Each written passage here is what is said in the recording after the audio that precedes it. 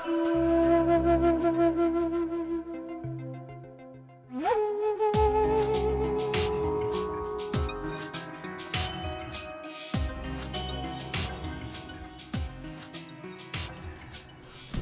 Love you जान।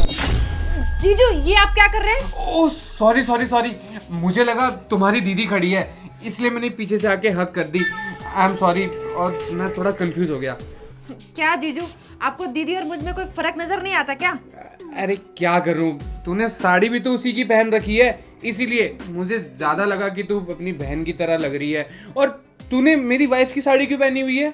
वो क्या है ना जीजू, मुझे ना साड़ी पहनने का बहुत मन था, पर मुझे साड़ी पहननी नहीं आती थी, इसलिए ना दीदी ने मुझे तैयार कर दिया। तो कैसी लग रही हूँ मैं? काफी अच्छी लग रही है तू। काफी क्या, मैं तो कह रहा हूँ कि तू इस साड़ी में अपनी दीदी से भी अच्छी लग रही है। जीजू आप ये मुझे बार बार टच मत किया करो, मुझे अच्छा नहीं लगता। क्यों ना टच किया करो, पागल वागल है क्या तू? साली है तू मेरी, तेरे साथ नहीं करूंगा तो किसके साथ करूंगा? तुझे पता नहीं है क्या, जो सालियां होती है ना वो अपने जीजा की आधी घर वाली होती है। तू भी तो मेरी आधी घर वाली हुई फिर। तो जीजू आपको ये सब ना दीदी के साथ करना चाहिए, मेरे साथ नहीं। तो बुरा क्यों मान रही है? अच्छा एक बात बता, तेरी दीदी नजर नहीं आ रही, कहाँ है वो? दीदी मार्केट गई है। मार्केट गई है?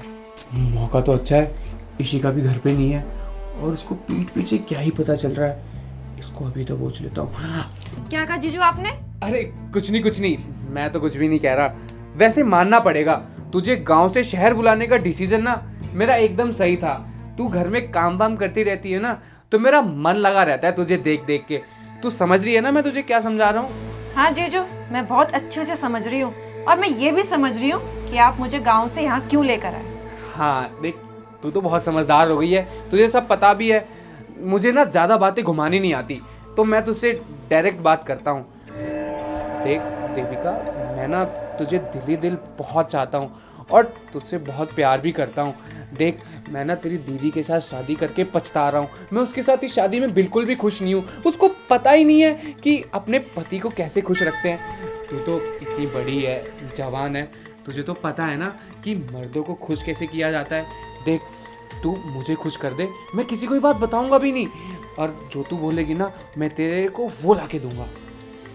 मम्मी पापा ना बिल्कुल सही कहते थे कि इस लड़के से शादी मत कर, लेकिन नहीं, मेरी दीदी के सिर पे तो प्यार का भूत सवार था, उन्होंने तो मेरी बात मानी नहीं। और देखो आपका असली चेहरा मेरे सामने आ रहा है, सब पता चल रहा है जीजू आपकी नीयत का मुझे अच्छी तरीके से। तू पागल है क्या? कैसी बात कर रही है नीयत वाली? अब मैं अपनी दिल की दो चार बातें तुझसे कर रहा हूँ तो क्या दिक्कत है? और जो दिल में वही तो बोला, और सच ही तो बोल रहा हूँ यार। मैं तुझे बहुत पसंद करता हूँ, मेरे भरोसा कर तू। अच्छा जीजू, आपके दिल की बात तो बेडरूम तक जा रही है।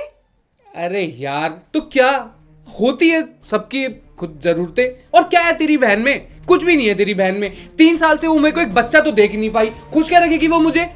तो अपनी जरूरतें पूरी करनी है तो किसी कोठे पे जाके करो, ठीक है ना? ए ज्यादा ना जुबान चलाने की जरूरत नहीं है। तू जानती नहीं है ये घर मेरा है, और इस घर में ना तू मेरी वजह से रह रही है और मेरी परमिशन के साथ रह रही है। ज्यादा पटर पटर कर रही ना, इस घर से उठा के बाहर फेंक दूंगा तुझे। वो तो आपको थोड़ी देर में पता चल जाएगा कि इस घर से बाहर कौन जाएगा, मैं या आप। अच्छा नहीं, क्या कर लेगी तू? मेरी बात ना कान खोल के सुन ले, ज्यादा मेरे सामने ना पटर पटर करने की जरूरत नहीं है। भूल मत, तेरा यहाँ रहने का खर्चा, तेरी पढ़ाई का खर्चा सब मैं कर रहा हूँ, और तूने मुझसे अगर ज्यादा जुबान लड़ाई ना, तेरी सारी पढ़ाई लिखाई धरी की धरी रह जाएगी और तू कुछ कर भी नहीं पाएगी, ध्यान रखियो। तो ये है तुम्हारी असलियत? हाँ? इशिका तुम यहाँ? तू तो कहती तेरी दीदी मार्केट गई है, तुम तो मार्केट गई थी, तुम यहाँ कैसे? मुझे तो कुछ समझ ही नहीं आ रहा। देखा दी, मैंने जो आपसे बात कही थी वो बिल्कुल सच निकली ना। तो ये है आपके पति का असली चेहरा। ए कुछ भी मत बोल। इशिका देख, अपनी बहन को समझाओ, ये क्या बोले जा रही है मेरे बारे में फालतू, और तुम मैं कि खड़े खड़े सुनी जा रही हो। देखो अपनी बहन को समझाओ, मुझसे दूर रहा करे।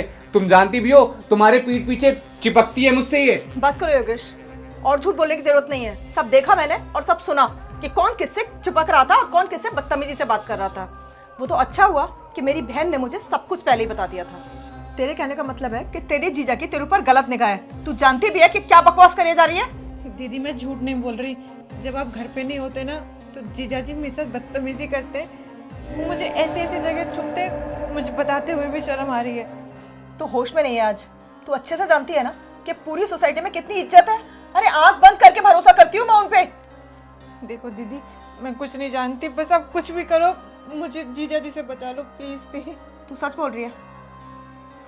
ठीक है, अगर तेरी बात में सच्चाई है ना तो मैं भी इस तह तक जाना चाहती हूँ। एक काम करते हैं, आज मैं घर में छुपूंगी किसी कोने में, ठीक है?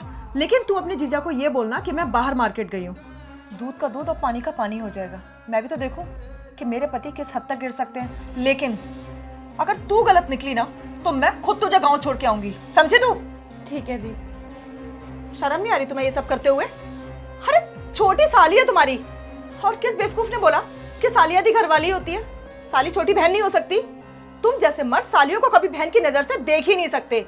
24 घंटे दिमाग में गंदी चीजें चलती रहती हैं। इसीलिए लाए तो तुम उसे गांव से। जवाब दोगे या चुप खड़े रहोगे?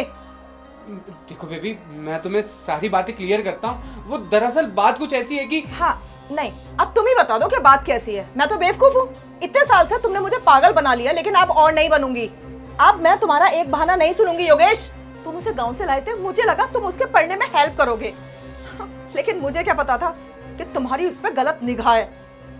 अगर तुम्हारी इस सोच के बारे में मुझे पहले पता होता ना तो मैं इसे कभी यहाँ नहीं आने देती। और थोड़ी देर पहले क्या बोल रहे थे तुम इससे? कि मैं कभी तुम्हें खुश नहीं रख पाती। अरे खुशी का मतलब जानते हो क्या है?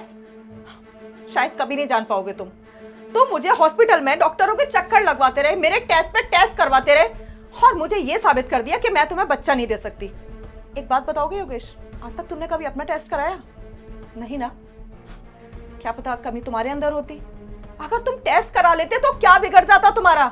वहां तो तुम्हारी मर्दानगी सामने आ गई थी। नहीं भाई, मैं मर्द हूं, मैं टेस्ट क्यों कराऊंगा? जितनी भी कमियां हैं, जितनी भी बुराइयां हैं, अपनी बीवी पे थोप दो और दूसरी लड़की पे अपनी बुरी निगाहें डाल लो। यही फितरत है ना तुम मर्दों की। लेकिन अब और नहीं। जितनी अच्छाइयों का ढोंग तुम मेरी निगाह में कर सकते थे ना, हो गया। अब मुझे माफ करो और इस रिश्ते से आजाद करो।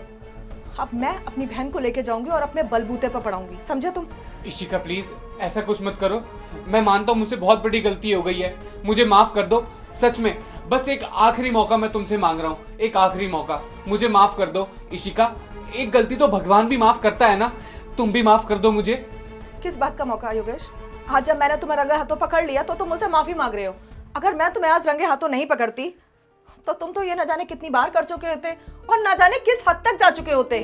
वो तो हिम्मत मेरी बहन ने दिखाई। और हाँ, सच कहा तुमने कि एक गलती तो भगवान भी माफ कर देता है। पर पता है यहाँ गलती क्या है?